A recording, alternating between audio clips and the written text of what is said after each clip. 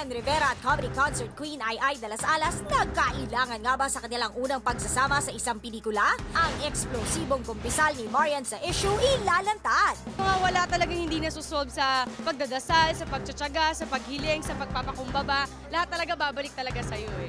Pagpasok pa lang ng 2013, isang bomba agad ang pinasabog ni Marian Rivera sa kanyang first ever sexy magazine cover. Pero ayon mismo kay Marian, ang malaking hakbang na ito sa kanyang karera, labis niyang pinaghandaan at pinag-isipan. Sobrang paghahanda talaga, nag-diet, nag-boxing.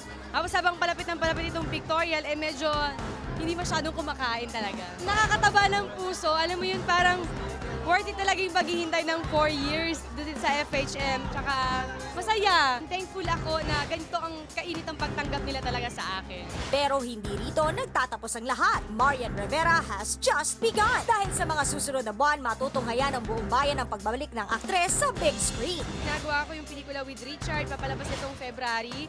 Tapos yung kay Ate Aiden, ngayon din yan, itong taon na to na din. Ngunit kasabay ng ingrandeng pasabog ni Marian ngayong taon, ang pagdagundong naman ng isang panibagong intriga. Di umano, nagkailangan sina Marian Rivera at comedy concert queen Ai de las Alas habang kaeksena ang isa't isa sa kanilang pinakaabangang comedy film. Ang mainit na pahayag ni Marian sa issue, ihahatid eksklusibo.